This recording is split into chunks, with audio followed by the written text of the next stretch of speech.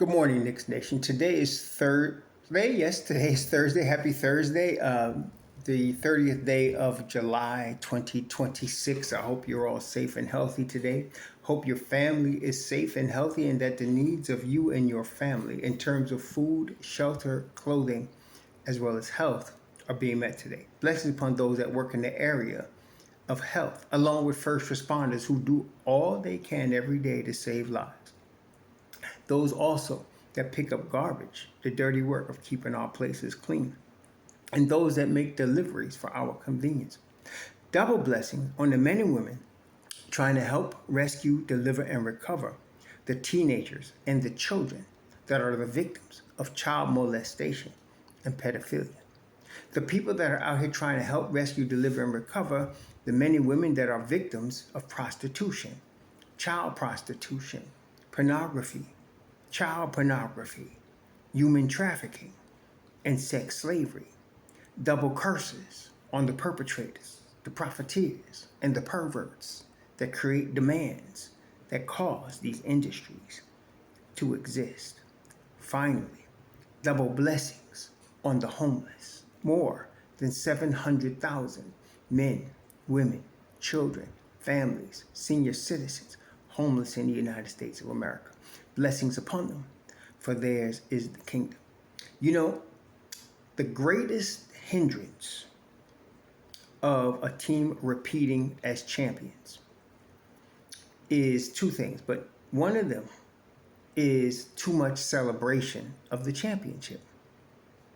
A team can get a sort of a hangover from the championship and not be as focused as they were when they won the championship. That's one of the problems with winning a championship. One of the reasons that for the last 8 years there has never been a repeat champion in the NBA is not only the hangover, but the parity. Even though the second apron people are complaining about it, and I understand it, it stops. The second apron really does stop. When you combine that with the salaries of the players, it stops dynasties from being made.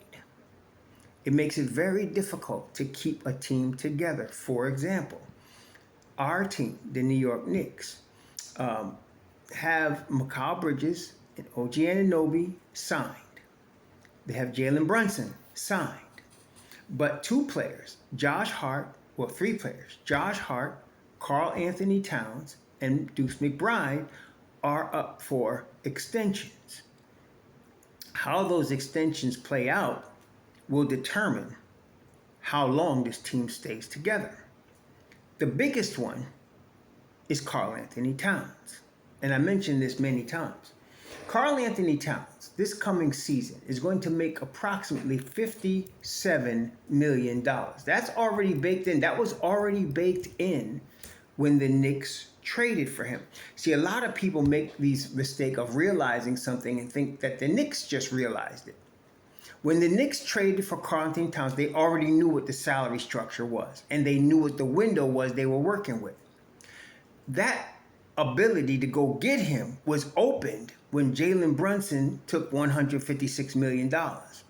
So at that moment, Jalen Brunson allowed the Knicks to be in a position to get OG Anunoby, Mikal Bridges, and then later Karl Anthony Towns as the final piece to the championship puzzle in terms of the biggest pieces.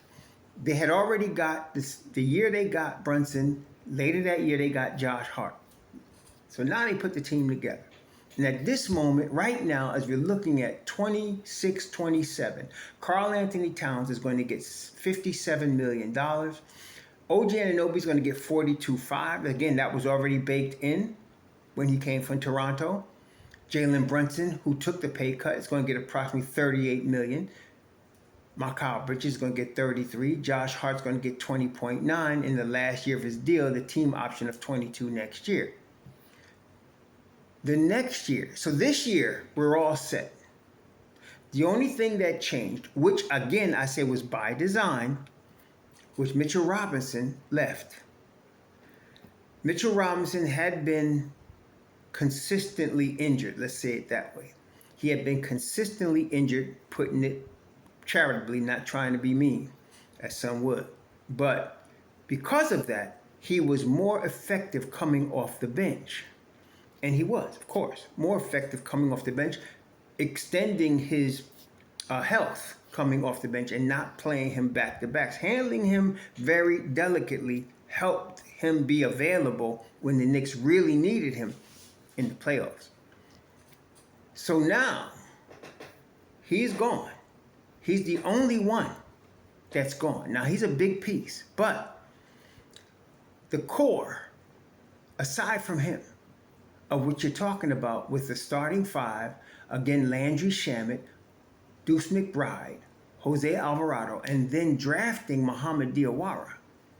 And then, of course, you get a free agent, Andre Drummond.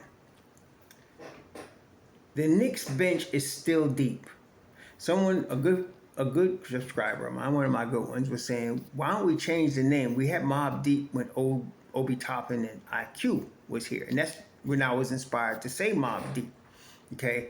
But even though Obi is not here, he's in Indiana, and of course IQ is in Toronto, you have, again, let's talk about what we have. Okay, so we have Jordan Clarkson, Andre Drummond, Mohamed Diawara, Deuce McBride, Jose Alvarado, Landry Shamet. Those are the 6 guys, and then we're not even talking yet about Tyler Kolek. So we got 7 guys that are capable of turning a game. And they've all shown it. It's not like I'm talking from theory. All 7 of these players, well, even Drummond when he was a Philly though, but let's take Drummond off the table for now. They got 6 guys that are capable of helping the Knicks come back from a slump, of putting the Knicks out in front, of turning a game around when they come on the court. And it could be any one of those 6. And all of them at different times have shown that. So I guess what I'm saying is, it's still a mob. And it's still deep. Okay? It's still survival of the fittest. Okay? So I'm going to keep it as Mobb Deep. Because they still rough. Okay? So at that point, the Knicks now have pretty much the same squad that won the chip last year.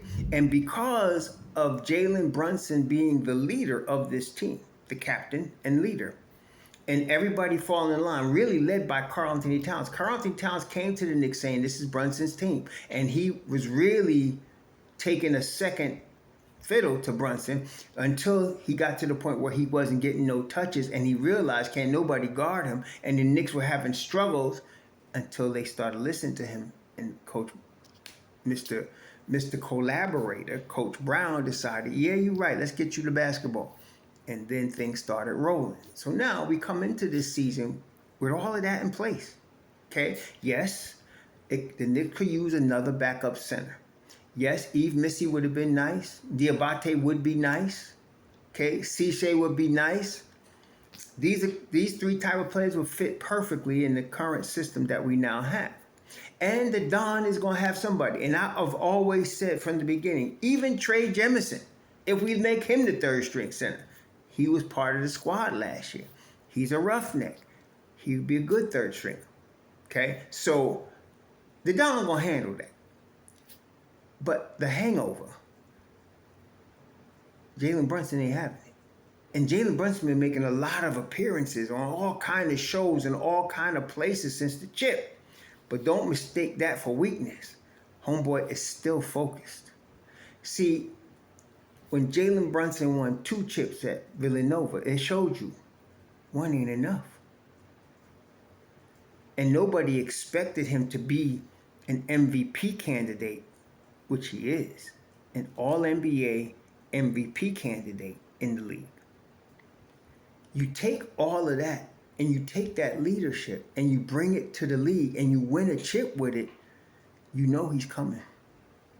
Him, because Karl-Anthony Towns is following him. Cat, because his crew of McCall and Josh always with that. Them, and of course, OG is still bringing the game energy. So the hangover would not affect the Knicks like it might affect another team.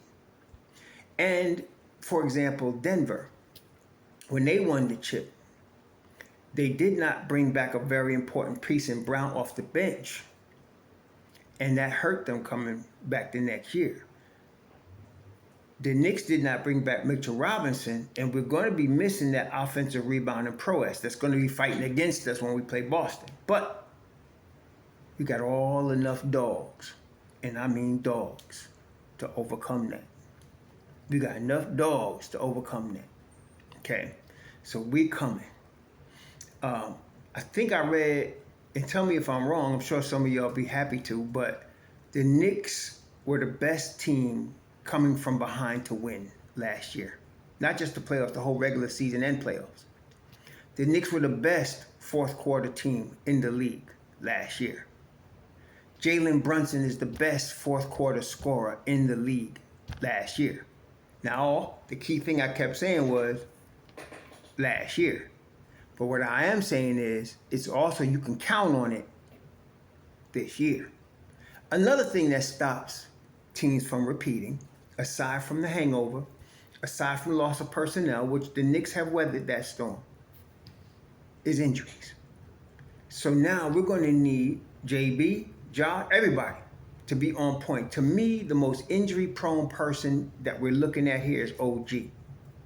He had a little injury-prone. Matter of fact, the year that Toronto won the chip with Toronto, OG hardly played. He was hurt. And a couple of seasons with us, he was hurt. He hurt his elbow, if you recall, pulled his hamstring another time. So we know that that's vulnerable. But for the last year, two, OG been healthy.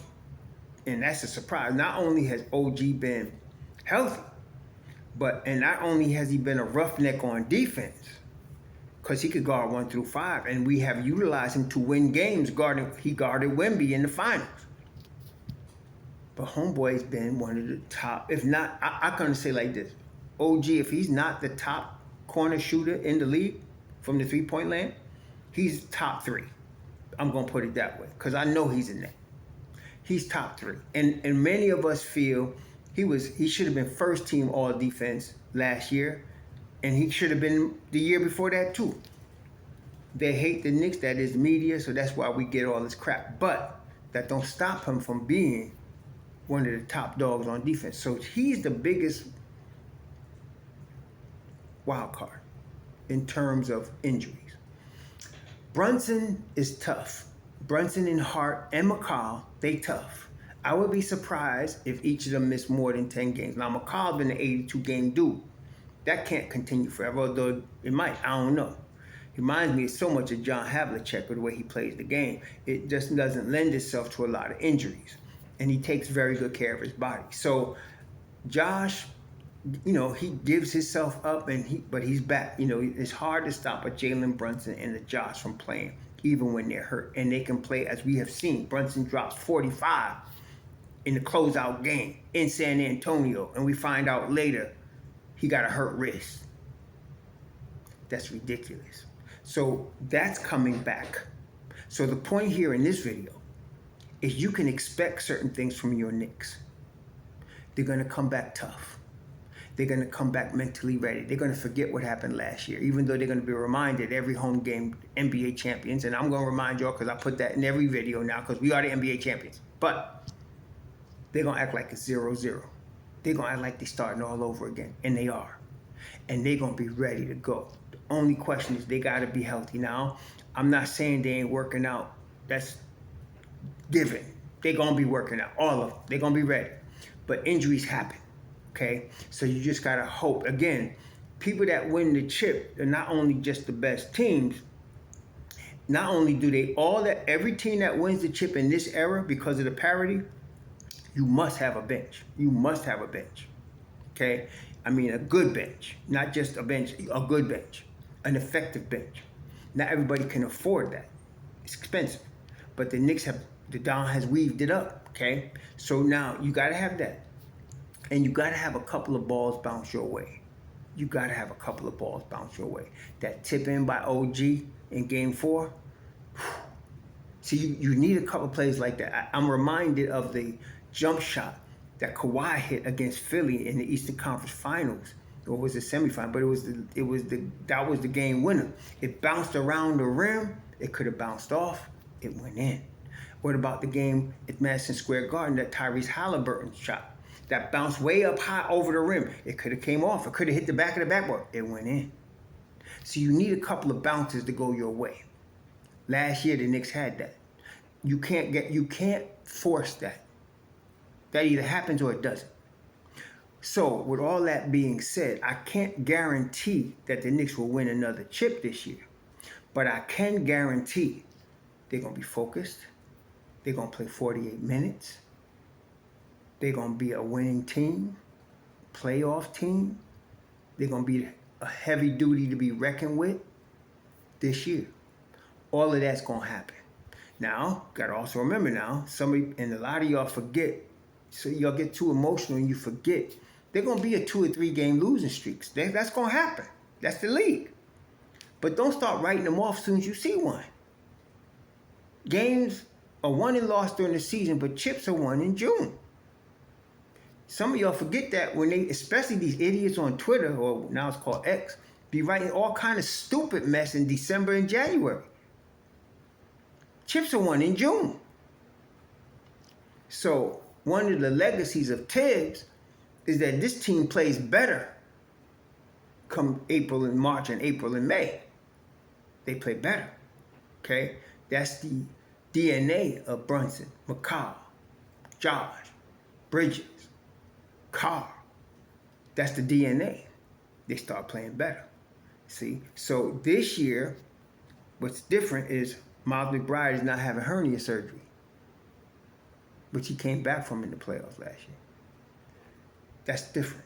Muhammad Diawara is a year older. He'll be getting more PT. He'll be getting more acclimated. That's different, okay? Landry Shamet is now assured of his money. He's going to be on the team. There's no more question as who we picking, Shamet or Gary Matthews or whatever his name was. No, it's Shamet. That's done. What's short is Jose Alvarado still from New York and playing in New York, and he's still GTA 5. I'm liking our team, as you can tell. I'm liking our chances. We don't need nothing else but another 5, third stringer, or if he's real good, second stringer. That's what we're talking about. And we got options. Trey Jeminson's an option. They still talking to Charlotte, as I mentioned. There's ongoing conversations about Charlotte. We know that. September 1st, Masai Ujiri's got to make a decision. That's still a possibility. I'm not guaranteeing nothing, but it's a possibility that we can still get the Frenchman, okay? All that's possible. So something will get done before training camp. But we got a good team here, okay? You're going to be hearing all kinds of really, really stupid rumors about trades that ain't going to happen. But we got a good team here, and we got something going, and they're going to be ready. I can guarantee you that they're going to be ready. We ain't going to take 30 games to get Cat the ball now. It's going to start from the first practice. Enjoy the Knicks. Enjoy the season. Be thankful that after 53 years you got a champion. They might be champion.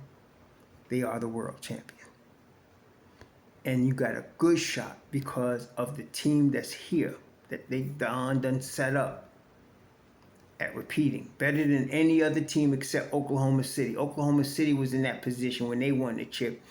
But then, of course, we know that J-Dub got hurt. And another guy off the bench, an important player, got hurt. And then that was their window closed because they had to go over the second apron. So they started trading away guys because they didn't want to go to the second apron. That's just fiscally responsible. That's why there's such a thing as parity in the league.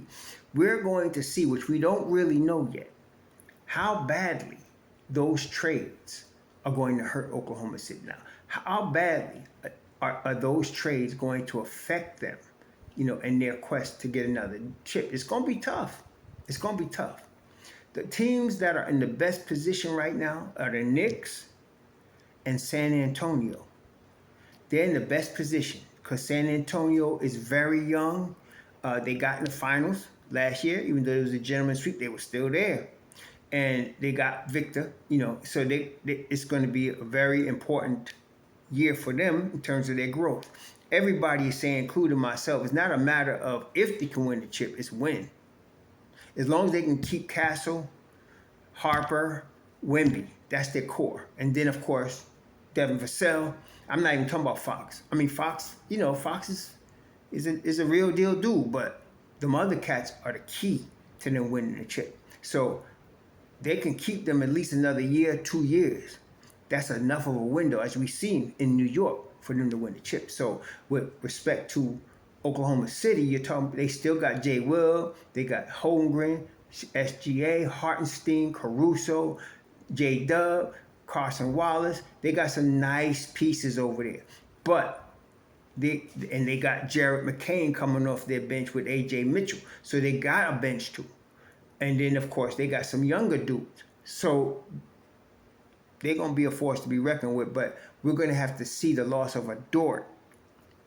Is not, that ain't, you can't sneeze at that. You can't just lose a Dort. That Dort was like their main perimeter defender. You just lost him, okay? And then you got Isaiah Joe, who was one of your big-time shooters coming off the bench. You lost him.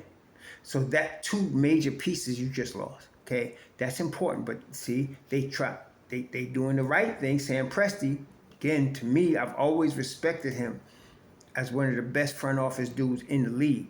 I still do. He's just too brilliant, man. Certain guys I know are going to do what's best for the team, not just for now, but long term. Certain dudes, like we know that Don does, Sam Presti been playing chess a long time. He's a champion chess player. He's like a Russian chess player. Homeboy's right, man. So right now, Sam Presti got them under the second apron by $6 million, almost $7 million, and they got a squad. See, so here we go. Okay, so the Oklahoma City gonna be tough. San Antonio gonna be tough. The Knicks gonna be tough. Then you got another tier. I'm not worried about Cleveland. I'm just not. I told y'all, I ain't worried about Cleveland. I'm a little concerned about Philly, and I'll tell you why. If Philly unleashes Jalen Brown, this is gonna be tough. They're gonna be tough. Not unbeatable now. They're going to be tough, though, if they unleash Jalen Brown. Why do I say that? Because, see, as much as you got, now Maxey got to get the basketball. If they mess around and try not to give VJ Edgecombe the basketball, they're going to get messed up. But if LeBron I've read recently, they're talking about LeBron at the point, you're going to lose. You're going to lose. He's 42 years old. I don't care. You're going to lose. LeBron needs to play the fourth option. The fourth option on this team. Not the third, not the second, the fourth option. Only person that he should be ahead of on the starting five is probably Dean Wade. That's it. That's it. Okay? Embiid, he's going to play less than 50 games. You got him. Jalen Brown should be really the second option behind Tyrese Maxey and Edgecombe. You need all three of them to get the ball the most. LeBron shouldn't be having that basketball. If he holds it too much, they're going to lose. Okay? Now, they just drafted a nice young boy, Philon. They got Dominic Barlow. They know we got our boy Hook Porty, Justin Edwards, Bono. They got a nice bench. It ain't enough to compete with us, in my view, but they got a nice bench. They're going to win a lot of basketball games. Okay? Philly, just on talent. Okay? But that's the only reason I would be worried about them.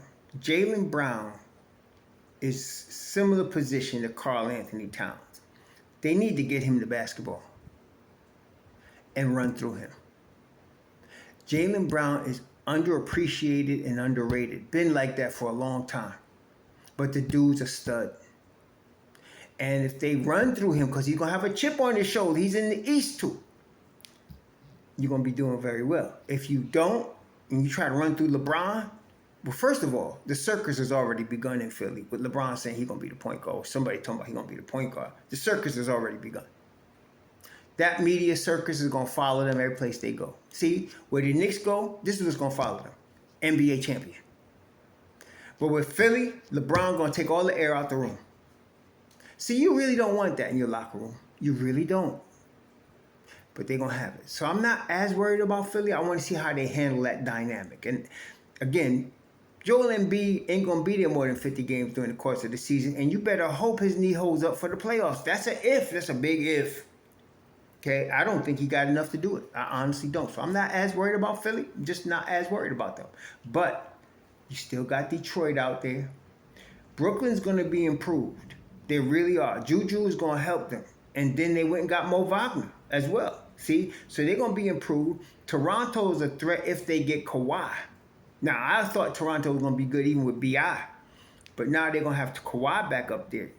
Coming to the end of his prime, but still good enough to get things done now. So you got him. And then, again, Detroit in the Central Division, I'm liking Detroit.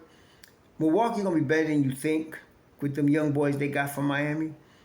Indiana's going to surprise because Halliburton is back. You're expecting them. And that's really that. And then in the southeast, you got the ATL. Charlotte's going to be improved, but they're not going to be ready. And then you still got Miami, of course, with Giannis. And Orlando. Miami should be the class of that little section right there. But that's all the East now. Atlantic, Central, and Southeast. And all of them teams, to me, the Knicks are the team to beat. The Knicks are the team to beat. Everybody else is going to scratch them. And the Knicks, the reason I say they're the team to beat, they ain't going to be resting on their laurels. Like I said, they're going to be coming at you. That's a problem for the NBA. Enjoy your Knicks. Enjoy the season. Let's hope they stay healthy. Sure.